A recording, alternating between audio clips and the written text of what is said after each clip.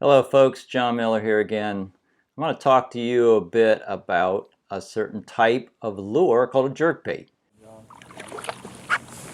Yep, that's what we're looking for. There we go. If you would like to increase the average size of your speckled trout catches and even have an increase in your chance of catching a trophy trout, then you might want to think about fishing jerkbaits. Oh, there's one. Yeah, That's a nice one. Oh yeah, wow. Yeah, that's a good 17. He came up for it. I was bringing it up to the surface. He came from way down real quick. Hit that fat boy. In my opinion, a jerkbait is one of the best ways to get a big artificial bait presentation in front of a big speckled trout in a lifelike manner without actually using live bait that you probably have to catch yourself and preserve. I'm using the name jerkbait really as a family name for a bunch of baits that are called twitch baits, jerk baits, rip baits, slash baits, glide baits. There's a lot of different shapes, there's a lot of different manufacturers, and I've fished some of them, certainly not all of them.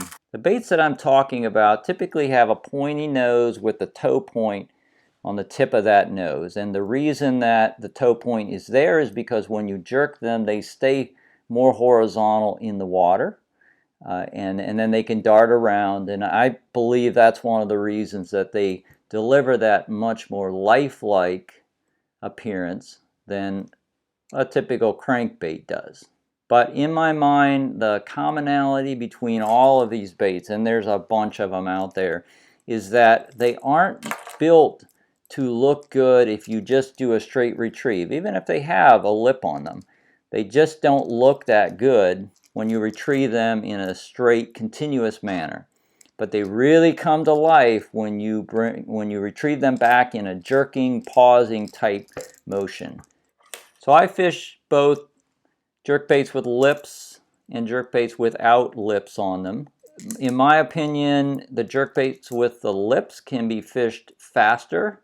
With the lipless jerkbaits, I think the beauty of these lures is that they have a very lifelike motion that's gliding and darting, but if you really, to capture that, you need to fish them slower. Because to me it looks like a bait fish that's either in physical distress or it's panicked. Either way, it's a vulnerable target to a speckled trout. It's true that jerkbaits are quite effective in clear water, but that doesn't mean that they're only effective in clear water. I have caught a lot of trout in a place like Delacroix where water clarity of a foot is pretty good, but there's a lot of times I've fished there with jerkbaits when the water clarity was less than 12 inches and been successful. However, in the very clear water of the Mississippi River Gulf Outlet Channel, or Mr. Go or Murgo, man, the jerkbaits are deadly in that clear water. In fact, we probably could rename the Murgo Channel as Jerkbait Alley. You can use jerkbaits year-round. They're not just a seasonal bait. For cold water fishing, like in the low 50s, I like to use a sinking twitch bait, like a Paul Brown Fat Boy, for instance. When I'm fishing a sinking twitch bait in colder water, I'll let it sink all the way down to the bottom, and then I'll twitch it, and then I'll let it sink. And when I let it sink, I typically have a lot of slack line. And I think if you have a little bit of loose line, it's going to fall straight, it's going to fall flat, and it's going to wobble as it falls flat. If you keep tension on the line, it's going to pull it, and it's not going to fall flat. There's one. Go. Now you do have to be aware that the bait will often be hit when it's falling, so you've got to watch that slack line to look for movement, and then obviously then you set the hook. I like to work a jerkbait with my rod either to the side or angled down. Now I'm typically fishing from a boat, so I'm standing a bit above the water. So I find that the shorter rods, 6'6" or even 6-foot rods, are easier to get that proper rod angle that I'm looking for. I fish jerkbaits with spinning tackle about half the time. I really prefer bait casting for the control and for less line snags, but there's a certain technique of working the jerkbait that the spinning tackle excels at, and that's with that was a little one. When you work the bait back in, you can keep it flatter, in a more, say, flatter orientation in the water, or more horizontal, by keeping the line very low to the water, or the rod tip very low. And that can be nicely done with a spinning rod, because your hand is on top of the rod, and so then when you flip it, when you give it a twitch or jerk, it's really easy to do. For line, I use braided, and I'll use something with higher visibility so that I can see it if I'm fishing a lot of slack line technique. And I'm usually fishing 20 to 30 pound braid. I also always have a leader, and it's fluorocarbon, typically 17-pound fluorocarbon. I use the fluorocarbon to get the low line visibility at the bait, and then the braid for sensitivity. And again, sensitivity is critical if you're fishing with a lot of slack line technique, because you can feel a bite that you may not be able to see. I also always tie the baits on with a loop knot, and that maximizes their freedom of movement on the glide or on the dart. So I'm here with Mark Matthews at Superior Bait and Tackle on Segan Lane in Baton Rouge, and I'm here because this is the place where I bought my first jerkbait that I use for speckled trout fishing here in Louisiana. And I bought it because Mark told me when I was in here one time that, hey, this is a hot bait, you ought to try it. So Mark is going to show you some common jerkbaits that he sells in Superior Bait and Tackle. A lot of these jerkbaits, mostly for the saltwater marsh area, is a suspending jerkbait. The more shallow water, we kind of tend to stick to the floating jerkbaits here. Suspending is something that we would, get along a rock wall, back off of it, and we're pulling it over a shelf as it just kind of suspends. Not really on the bottom, not on the top. The jerkbait that I introduced first was the X-Wrap, the SXR8. This is an olive back. It's very, very effective. And what we found out that this looks exactly like a bait fish that is in the water, and it's imitating that color, that look. Other lures that are pretty much the same, if you're familiar with the soft dine, the Paul Brown, this is a suspending or slow suspending lure as well. This is not a bad idea either, the Unfair Lures. He's got a slow suspend here, and this is real effective as well. Mirror Lure has the 52 MR. This came out many, many, many years ago. The number 21 size is probably the most popular.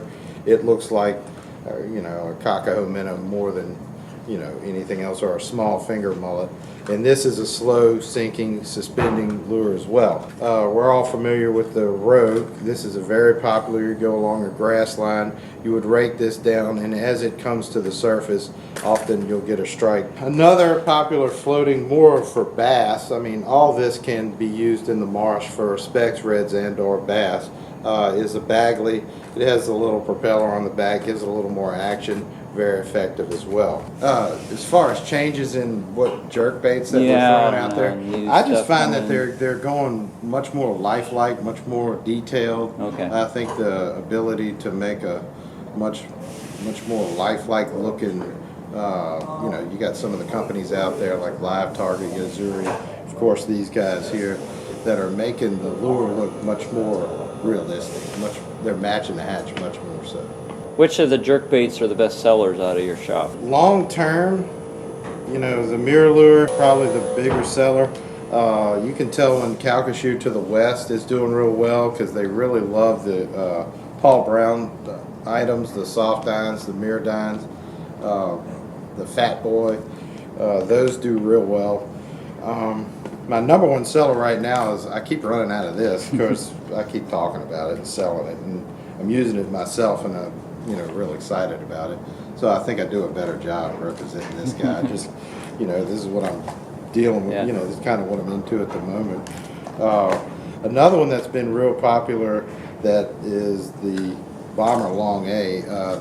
They've got some folks out there south of Cocodrie throwing these, doing real well. They're having a lot of fun.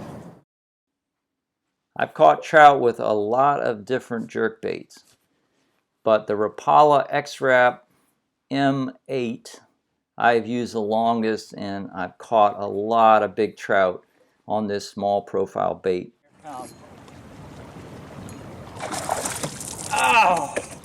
Look at the size of this fish. Oh my goodness. That thing is gigantic. See that jerkbait in its mouth? One of the reasons I think they're so effective inshore is that they look a lot like the inshore silverside minnow. I haven't been fishing this bait in the coldest water. I think it's an incredible bait to fish when the water's in the 60s or higher. And I can fish it fast, and I can cover a lot of rock shoreline if that's what I'm fishing.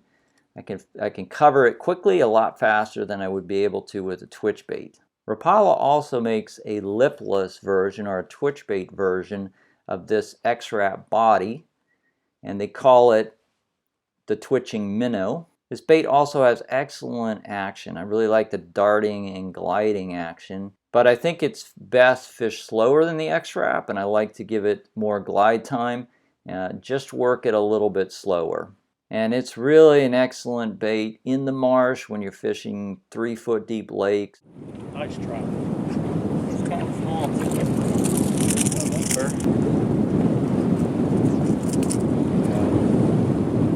Yeah, so corks were doing okay. It went under quick. Yeah, corks were catching fish. I tried the jerkbait casting downwind on this fast moving drift like we were at the cork, but that didn't work well. I wasn't catching anything. The trick was to cast kind of parallel with the waves and work it back toward the boat and parallel to the waves. And that has worked well. This is the third trout in a row. I fish a lot of Rapala baits like the Shadow Wrap, which is a nice long bait, gives a big bait presentation.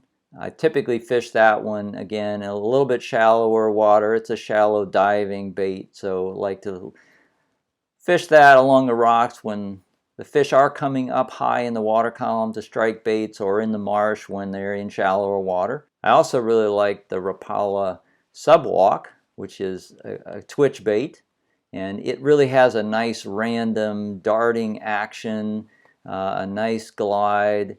I think it looks very much like a live mullet.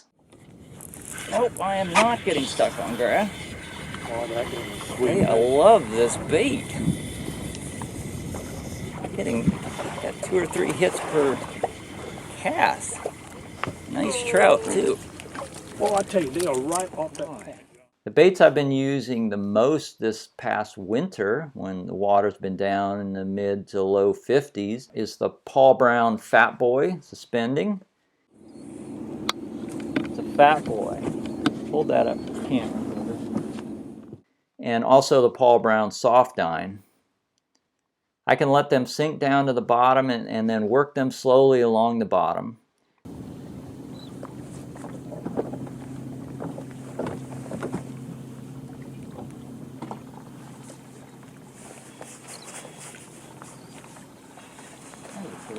All right. Oh, go.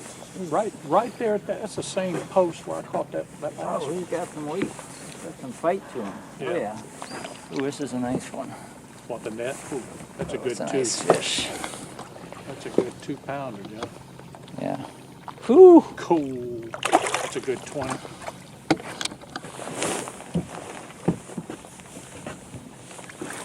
Oh, yeah. That's more like 3.5. That's back. They also have a wobble on the fall, so it gives them some subtle action even when they're falling. The soft dine is an effective little bait, and I've caught a lot of winter trout with it this year. Oh yeah, this is better. This is a better one. That's making a nice sound. Oh yeah.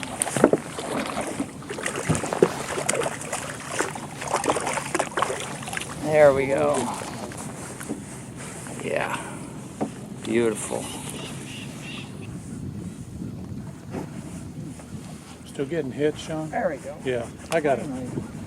Your ratio of hits to mine are, it's like about 12 to 1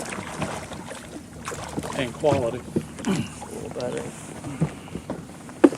It's time for Mr. Soft. So yeah, the soft dine, not the XL, just the regular soft dine. I've got the XL. Yeah, probably the XL will work too. It's a really small profile, and I'm getting a lot of action when the bait is falling. I'll give it a pull or jerk, a couple little jerks, and then I'll just let it fall. Let it fall, and they really hit it. And I've been giving it a lot of slack line. There's also a larger XL version, which you can see in this pool footage. And as far as I can tell, it acts a lot like the standard size. Like I said, there are so many jerkbaits out there, and there are a lot of good ones. And really the success of a jerkbait is up to the fisherman. There is a learning curve, but once you get accustomed to jerkbaits, you'll find them to be very effective, and especially on larger trout. Based on the social media reports I've been seeing, there's a lot of people fishing jerkbaits for speckled trout. Certainly one of my favorite ways to fish them, and there's a lot of freedom in them. In the different ways that you can fish them, the different depths that you can fish them. Now you do probably need a variety, and I would suggest that you get, a half a dozen of them that cover the range from floating to sinking. So if you'd like to increase the size of the trout you catch on average, give them a try. Good luck out there, and watch out for their treble hooks.